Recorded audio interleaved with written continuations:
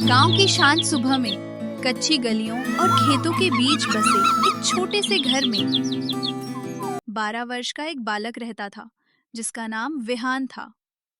उम्र से बड़ा नहीं, पर सपनों और शरारतों से भरा हुआ।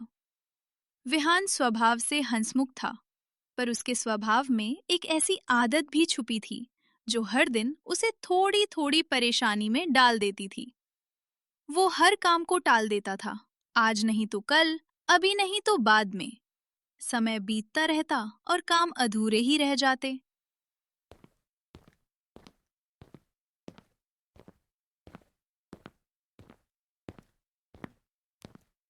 गुड मॉर्निंग बच्चों। आज आप सभी अपना वो प्रोजेक्ट जमा करेंगे जो मैंने आप लोगों को कुछ दिनों पहले दिया था। मुझे उम्मीद है कि आप सभी ने इसे पूरी मेहनत और जिम्मेदारी के साथ पूरा किया होगा। अगले दिन विवान के स्कूल में विवान, तुम्हारी वजह से तुम्हारे पूरे समूह को 0 नंबर मिले थे। तुम्हारी आदत हमेशा से लापरवाही की रही है।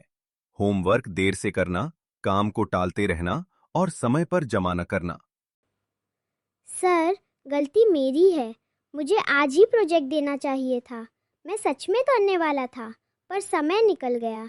एक मौका दे दीजिए। कल पूरा प्रोजेक्ट बनाकर लाऊंगा, पूरे मन से। जाओ, बिना कुछ बोले चुपचाप अपनी सीट पर बैठ जाओ।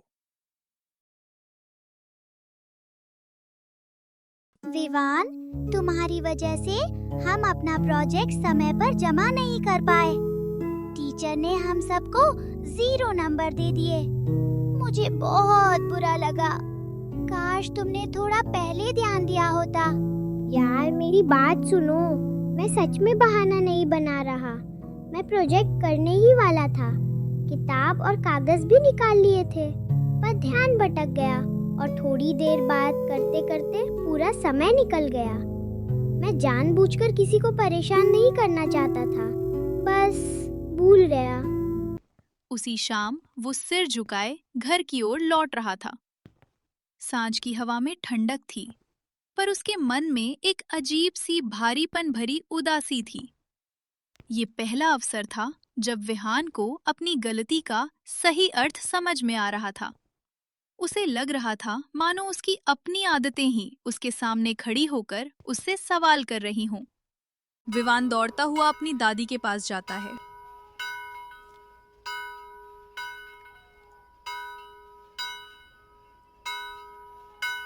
अरे मेरे लाल, इतना हाफता हुआ, इतना भागता हुआ क्यों आ रहा है?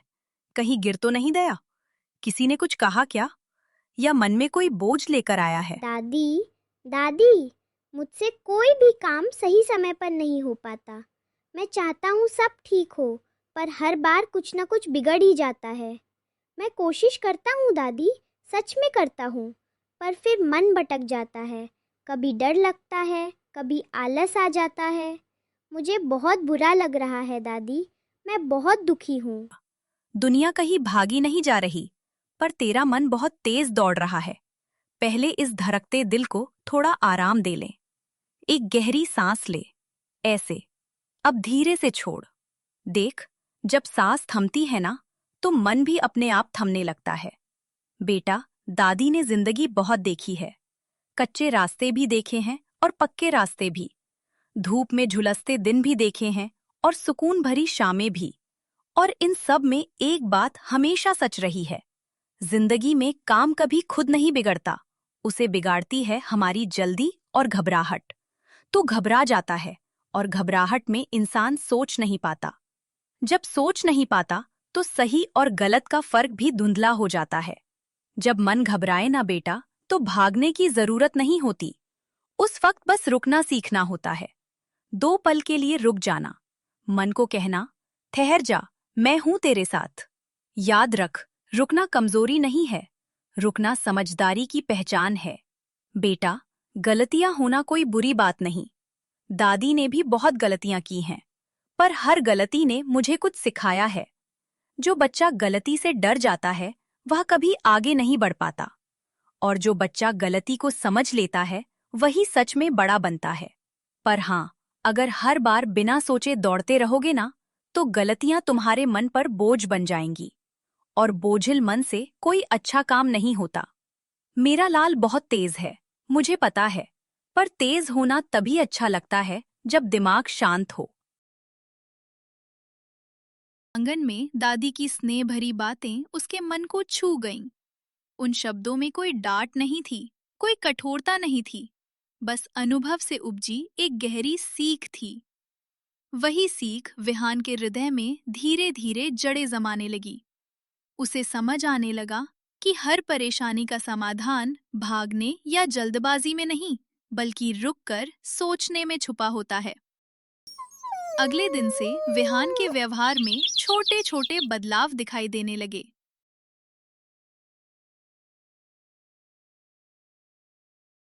अरे, आज ही सूरज किस दिशा से उगाया है? या फिर मैं ही किसी और दुनिया में आ गई हूँ? विवान, क्या ये सचमुच तुम्हारा ही कमरा है? इतना सलीके से सब कुछ सजा हुआ, ये सब तुमने ही किया है? कुछ खास नहीं है, बस काम शुरू करने से पहले थोड़ा रुक जाओ, मन को शांत कर लो, फिर आराम से काम करो। जल्दी नहीं करोगे तो गलती भी नहीं होगी। वाह, आज तो सच में मेरा बेटा समझदार हो गया है। बच्चों, आज आप सभी मुझे अपने जीवन की उस बात के बारे में बताओगे जिसने तुम्हें बदल दिया हो, जिससे तुम पहले से बेहतर बने हो। चलो विवान, पहले तुम ही बताओ।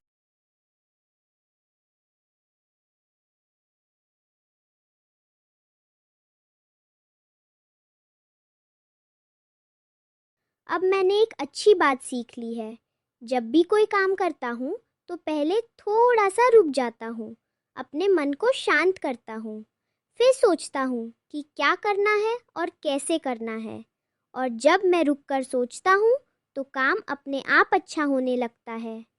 अरे वाह विवान, तुमने बहुत अच्छी बात कही है। तुम सच में बहुत अच्छे बच्चे हो। विवान के लिए सभी बच्चे तालियां बजाओ।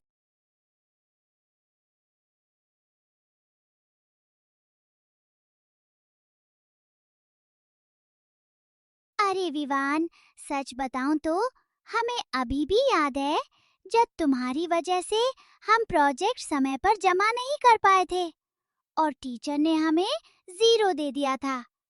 लेकिन आज तुम्हें देखकर हैरानी होती है। जो विवान पहले कभी भी काम सही समय पर नहीं करता था, आज वही विवान सब कुछ ध्यान से, बिल्कुल सही तरीके से कर रहा है। तुम्हें इतना बड़ा बदलाव कैसे आ गया? हमें भी बताओ ना, इसका राज क्या है? कुछ खास नहीं है, बस काम शुरू करने से पहले थोड़ा रुक जाओ, मन को शांत कर लो, फिर आराम से काम करो। जल्दी नहीं करोगे तो गलती भी नहीं होगी। दादी, दादी, दादी, आज सबने मेरी तारीफ की। टीचर ने भी कहा कि आज मैंने बहुत ध्यान से काम किया और ये सब आपकी सीख की वजह से हुआ। अब मुझे सच में लगने लगा है कि अगर मैं रुककर सोचूं तो मैं भी सही कर सकता हूँ। अब मेरा लाल समझदार हो गया है। बच्चों, जिंदगी में हर काम तेजी से करने से बेहतर है उसे सही ढंग से करना। जब हम बिना सोचे समझे भागते हैं तो अक्सर गलतियां हो जाती हैं, लेकिन जब हम एक पल ठहर कर अपने मन को शांत करते हैं तो वही काम न सिर्फ आसान लगता है बल्कि सही और सुंदर भी बन जाता है। याद रखो, समझदारी से उठाया गया छोटा सा कदम हमें आगे बढ़ा देता है, जबकि बिना सोचे उठाया गया बड़ा कदम हमें पीछे खींच लेता है। इसलिए कोई भी काम शुरू करने से पहले थोड़ा रुकना, सोचना और फिर पूरे आत्मविश्वास के साथ आगे बढ़ना, यही जीवन का सही रास्ता है। अरे दोस्तों, जरा रुकिए तो सही। ये तो बताते जाइए कि आपको ये कहानी कैसी लगी। और हाँ दोस्तों, मैं बहुत जल्द एक और भी रोमांचक कहानी लेकर आने वाला हूँ, तो कहीं जाइएगा मत। मिलते हैं अगली कहानी में।